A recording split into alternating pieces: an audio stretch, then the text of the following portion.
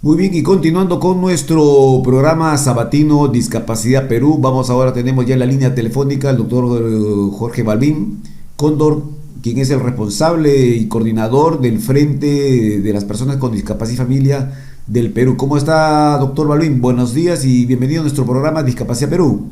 Muy buenos días, Héctor. Un saludo muy especial a tu programa, a todo el equipo. Y acá, atento a las preguntas. Bien, doctor, ¿cómo van los avances, cómo van las actividades del Frente PCD y Familiares del Perú? Bueno, es importante señalar, Héctor, que el Frente PCD y Familiares del Perú está en un proceso de organización a nivel nacional. Estamos avanzando. Ya tenemos delegados en 18 regiones de nuestro país. Esperamos que en lo que queda del mes y la próxima semana de septiembre podamos llegar a las 25 regiones de todo el Perú. Y el sentir que encontramos en todos los dirigentes que se están contactando con nosotros es que infortunadamente la problemática de la persona con discapacidad se ve bastante crítica. Si bien era muy grave antes de la pandemia, ahora con la pandemia del coronavirus, se están notando mayores despidos a las personas con discapacidad, aparte de que no llegan los bonos, los víveres que se debe dar a través del gobierno nacional y los gobiernos regionales y locales. Y entonces este es un tema que evidentemente está agravando la situación de la población con discapacidad, que como sabemos representa el 10.3% de la población total.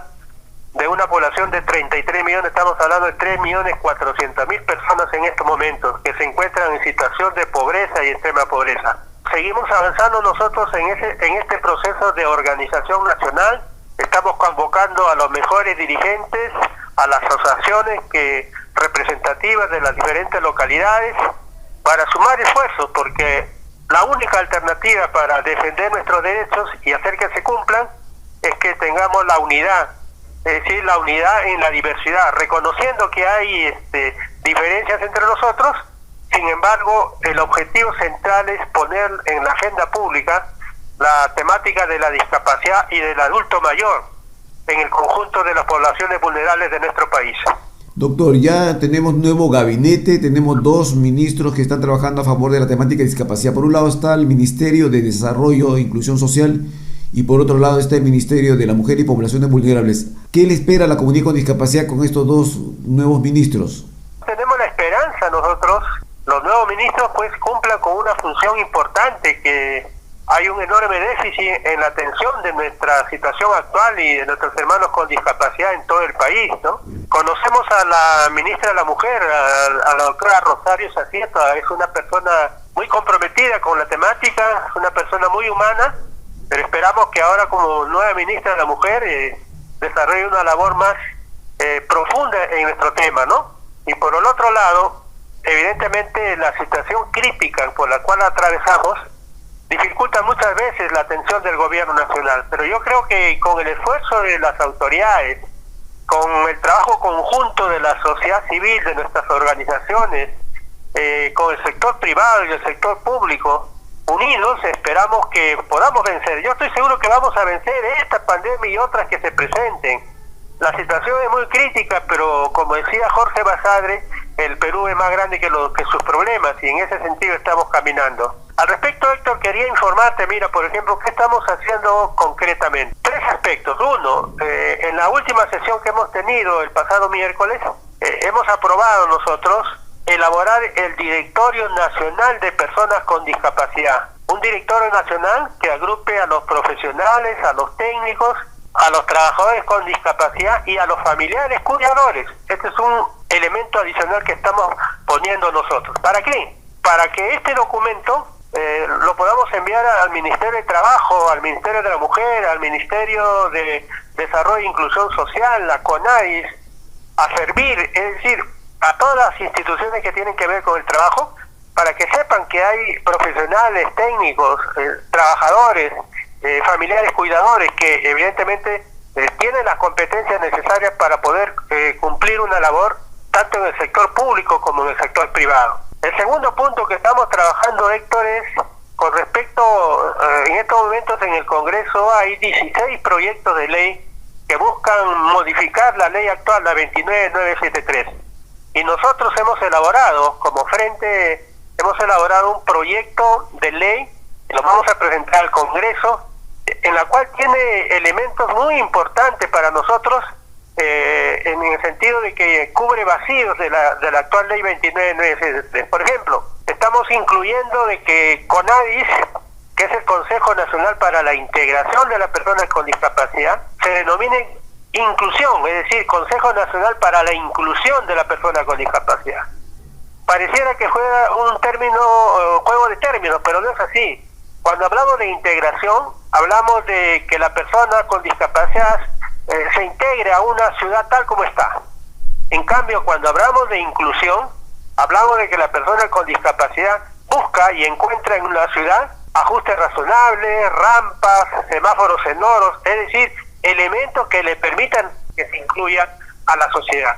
Por el otro lado, también estamos poniendo algo que importa a todos nosotros, que se declare nulo todo despido basado en la discriminación de una persona con discapacidad. Eso es importante. Además, estamos poniendo en el nuevo proyecto de ley que todos los cargos que tengan que ver con la temática de la discapacidad, sea como trabajador, como funcionario, como directivo, como consultor, sean cubiertos con derecho de preferencia por los profesionales, técnicos y trabajadores con discapacidad que existen en nuestro país.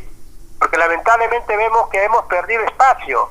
Es decir, los puestos que deben ser cubiertos por nosotros mismos están siendo cubiertos por personas sin discapacidad, que muchas veces no tienen el conocimiento, no tienen el expertise y tampoco tienen el compromiso con nosotros, y por eso que hay bastantes falencias.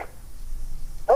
Eso es lo que podría informarte, Héctor. Doctor, y estas modificaciones, estas propuestas, estas iniciativas, ¿dónde lo gestionarían para hacer las modificaciones de la ley 29973? Actualmente se están viendo esto en la Comisión de Inclusión Social y Personas con Discapacidad del Congreso de la República. Serían 17 proyectos de ley que están en este momento en proceso de revisión, y esperamos que pronto se pueda, digamos, establecer ya su estudio completo para que pase a la comisión, para que se pueda tener ya una propuesta específica, y esperamos que con el nuevo presidente del Congreso pueda ser agendada, digamos, para el Pleno del Congreso de la República, ¿no? Eso se está trabajando, ya ha habido audiencias, esperamos que va a haber más audiencias, y llamamos a la sociedad civil pues para que estén atentos a esto, ¿no? Porque tenemos que lograr que la ley recoja los intereses nuestros derechos, todos los elementos necesarios para un acceso a la educación, a la salud, al trabajo. Y en ese sentido estamos trabajando, Héctor. A nivel nacional veo y leo mucha preocupación por las personas con discapacidad que están trabajando bajo la modalidad de CAS, otros reciben por honorarios, y hay un despido masivo a nivel nacional de la comunidad con discapacidad. ¿Qué hacer frente a esta situación? Justamente en el próximo foro que vamos a hacer nosotros como frente, está tomado en cuenta el análisis del decreto legislativo 1468, que complementa, digamos, acciones en favor nuestro en plena época de pandemia. Este decreto legislativo hay que difundirlo porque es muy poco conocido por el colectivo, el sector de personas con discapacidad. En ese sentido, ¿cuáles son los elementos centrales que hay que tener en cuenta? Nosotros como personas con discapacidad estamos coberturados por el artículo 23 de la Constitución, que señala que el Estado protege especialmente a la madre que trabaje, a la menor que trabaja y al impedido que trabaja, es decir, a la persona con discapacidad que trabaja. Eso es lo primero, tenemos una protección laboral especial, importantísimo. Y también tener en cuenta la cuarta disposición final transitoria de la Constitución, que dice que los temas de derechos se ve en el marco de la Declaración Universal de los Derechos Humanos y los tratados y convenios internacionales vigentes en el país. Quiere decir que el tema laboral para nosotros es un tema de derecho humano. Está coberturado no solamente por la Constitución, sino por la Declaración Universal de Derechos Humanos y por diversos tratados, como la Convención de Personas con Discapacidad de las Naciones Unidas, ¿no? Entonces tenemos cobertura por eso. Ahora, en el plano específico nacional, tenemos la Ley 29973, que en su artículo 49.1 dice claramente que el Estado tiene la obligación de contratar un 5% como mínimo del total de sus trabajadores y un 3% del sector privado en las empresas que tengan trabajadores. Este punto tenemos que hacer incidencia, tenemos que organizarnos para que se cumpla, porque hemos observado a nivel nacional no se está cumpliendo la cuota laboral para el sector público y para el sector privado. Y con respecto al decreto legislativo 1468, dice claramente que en época de pandemia, como lo que estamos viendo, no hay suspensión laboral perfecta para la persona con discapacidad. Es decir, una persona con discapacidad que ha estado trabajando antes de la pandemia no puede ser suspendido laboralmente, digamos, por ningún motivo. Eso es lo que establece la ley. En buen romance, ¿qué quiere decir? Que nosotros seguimos trabajando. Ahora, lo que puede suceder es que las regiones y los municipios, por motivo de sanidad, por motivo de precaución, cierren sus oficinas. Muy bien, pero todos los trabajadores que han estado laborando siguen cobrando. Es decir, se les tiene que pagar aún cuando están trabajando trabajo remoto de su casa, ya por disposición de las autoridades, o sencillamente están guardando cuarentena tal como manda la ley. Esto también es algo importante y que hay que saber señalarlo a nivel nacional. Estamos coberturados en ese sentido, ¿no? Ahora, con respecto al otro punto que me hablabas, sí, pues es cierto, los gobiernos regionales y locales, el propio Estado, contrata a las personas con discapacidad mediante locación de servicios no personales, CAS, y muy pocos tienen una continuidad permanente en el centro de trabajo. En ese sentido, nosotros también en este nuevo proyecto de ley que estamos presentando, estamos señalando nosotros que es discriminación de que a una persona con discapacidad se le impida el acceso, la permanencia y la promoción dentro de su centro laboral. Eso es importante. Mira, Héctor, en términos de derecho laboral hay dos cosas que sería importante recalcar. En materia laboral se prefiere una relación permanente con el trabajador, o sea, una continuidad, dependiendo de la actividad que realice. Y solamente en un caso temporal sería en aquellas actividades que evidentemente son temporales. Pero ¿qué pasa? Lo que debe ser permanente se ha vuelto una excepción, y lo que debe ser una excepción, como es un trabajo temporal, se ha vuelto como algo habitual. Entonces ahí cabe el término de desnaturalización de contrato. El trabajador con discapacidad debe señalar claramente que la OREDIS y la OMAP son parte de la estructura de la municipalidad de la región. Por lo tanto, siendo parte de la estructura, su labor de la OREDIS y OMAP es una labor permanente. Por lo tanto, los trabajadores que laboran ahí tienen una labor permanente que realizar. Y entonces, si están contratados, no pueden ser despedidos, solamente podrían serlo por causa grave o por cuanto, a pesar de los ajustes razonables que se les ha dado, estos no le permiten realizar sus labores. Pero si un trabajador con discapacidad está cumpliendo sus labores, evidentemente tiene derecho a la continuidad, porque eso es lo que manda la legislación, dado que los cargos que tiene son en una organización municipal o regional, están dentro de la estructura, tienen horario de entrada y salida, tienen un jefe a quien tienen que reportarse, es decir, realizan una labor permanente. Eso también tenemos que señalarlo, Héctor. Finalmente, doctor Balbín, ¿qué actividades para cerrar ya el mes de agosto? Estamos a 5 días para ingresar al mes de septiembre. Sí, mira, Héctor, estamos trabajando nosotros, hemos entrado en contacto con la segunda vicepresidencia del Congreso de la República, con el congresista Aliaga Pajares,